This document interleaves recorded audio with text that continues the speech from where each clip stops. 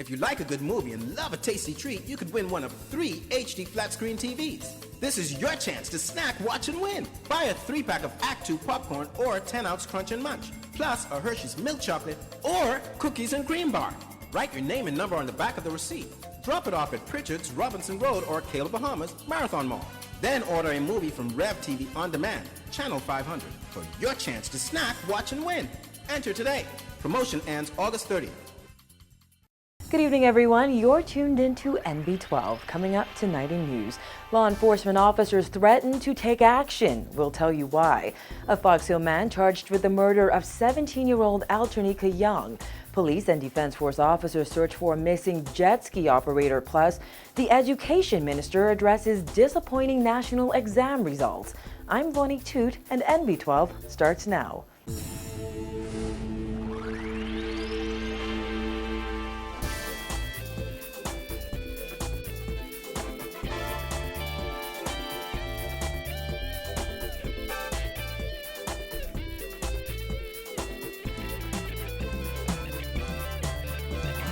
Topping news tonight, the Bahamas Customs Immigration and Allied Workers Union has joined forces with the Police Staff Association and other law enforcement entities to protest changes to the medical coverage of thousands of officers. And as Christina McNeil tells us in this report, law enforcement officers are prepared to do whatever it takes to get government to reverse those changes.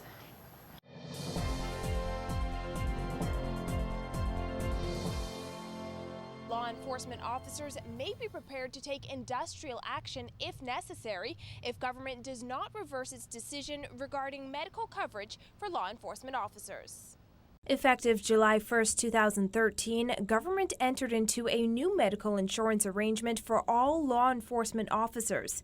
Officers say the out-of-pocket costs of the new plan have, in some cases, ballooned to 300% of the costs associated with the previous plan.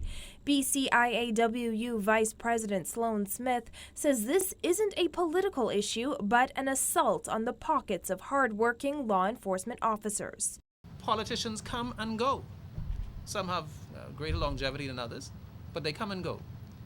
But the medical issues that we got to confront with our families, they remain. They're daily occurrences, and our pockets cannot withstand the unfair assault on it. That is the medical coverage, the current medical coverage. That's an assault. It cuts to the core of human dignity, you know.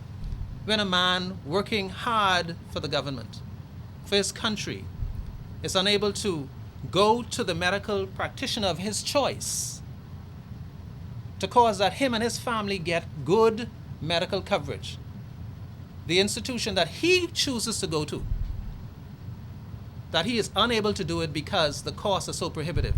Smith says some officers have already found the out-of-pocket costs too hefty to receive much-needed care. He used the example of a prison officer whose identity and cause of death has been withheld out of respect for the family's privacy, who found the fees too high. Smith says that officer later passed away. Now he is calling on the government to examine whether there was a direct link between the officer's death and the cost of health care. If so, Smith says someone should be held responsible. That turned out to be prohibitive, if I may say that. And today, as we know it, that particular officer is no longer with us. Now that is a serious position that we now find ourselves in, having only recently spoken at the last press conference of the importance of reverting to the previous medical insurance. To me, it seems if there's a direct relationship between him not getting assistance because of the high cost, somebody is culpable here. Somebody has to pay.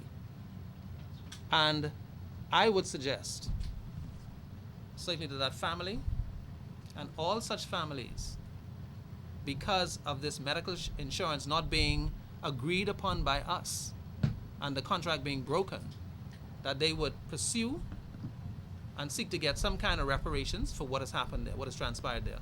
So far, Smith says the union has received overwhelming support to seek a strike poll to show government just how serious the issue is. Out of those meetings thus far, there is overwhelming support to pursue every legal entitlement.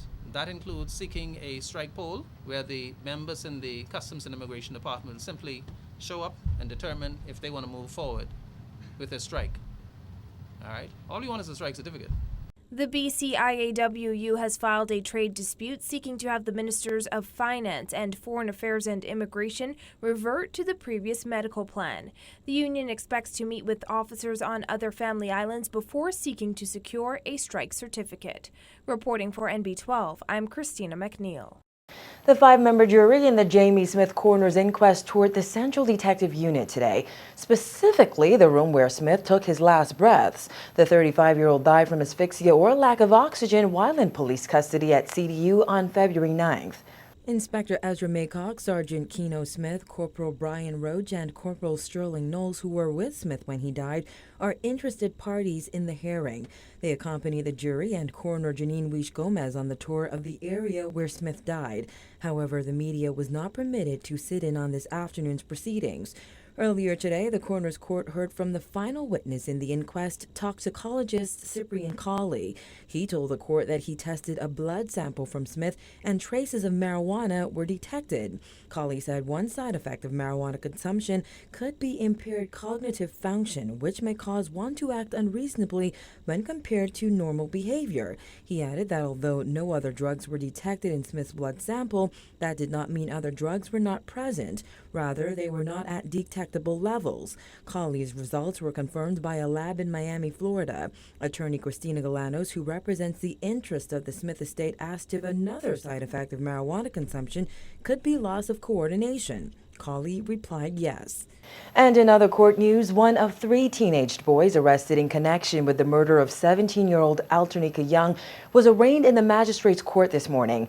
18-year-old Cameron Vincent, seen here in the red and gray striped shirt and blue jeans, is accused of intentionally causing the girl's death on Sunday, August 11th. The Fox Hill resident who appeared before Magistrate Joyanne Ferguson Pratt was not required to enter a plea. Alternica Young, who recently graduated from Doris Johnson Senior High, was found dead by a jogger near St. Augustine's Monastery off Burnett Road 8 days ago. Police initially classified her death as sudden, but changed it to murder after an autopsy revealed the teen girl had been strangled. A voluntary bill of indictment will be served on November 5th. Vincent has been remanded to Her Majesty's prison until then. Ian Cargill is his attorney. In other news, police say a woman was held up by 3 men who forced her to drive to an abandoned building where they raped her early yesterday morning. The violent incident reportedly took place around 3 a.m. in the Grove. According to police, the victim was at Bahama Avenue in her silver Hyundai Accent when she was approached by the armed men who abducted her and raped her. According to police, after sexually molesting the woman, the culprits fled on foot. Investigators are requesting the public's assistance in locating the suspects responsible for the crime.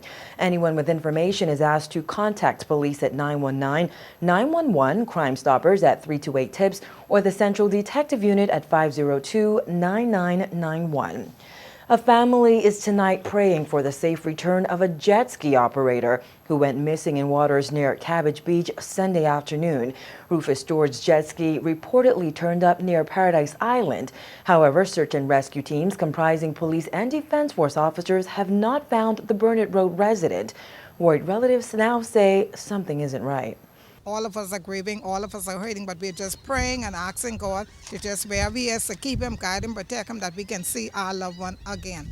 As tears streamed down their faces, Rufus Stewart's children, siblings, and colleagues spent hours on the Montague ramp staring at the sea and praying that rescue teams would return to shore with the missing father of 3.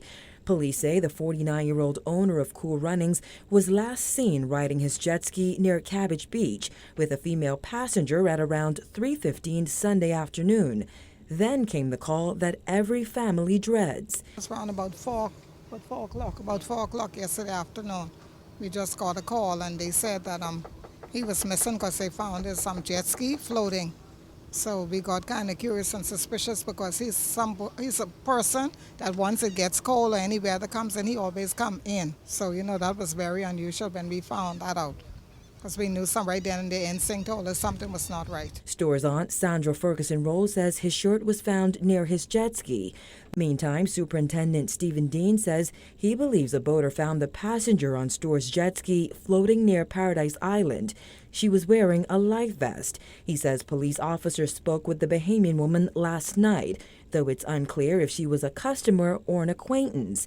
Owner of Patrick's Water Sports, Patrick Linton, says he jumped on his jet ski and joined search efforts at 6 this morning. However, he says Store's family would also like to speak with the female passenger to get the answers they're desperately seeking. I searched Paradise Island. I went to Blue Lagoon Island. I went up Rose Island, searching out in the water, see if I see anything. Apparently, I haven't seen anything as yet, but I'm not giving up. I want to still go there, because if he's dead, I'd like to know. And I am concerned that the individual who's with him, they're alive, but I'll be quite obliged if the police can take her to the spot where they find her, or where she say they allegedly fell off the jet ski, whatever to take place, because we don't really know what's really going on, because we haven't talked to the person that was with him on the jet ski. So we need to know what's going on. Clinton and Store's aunt say he is a strong swimmer and experienced jet ski operator who has been in the business for over 20 years.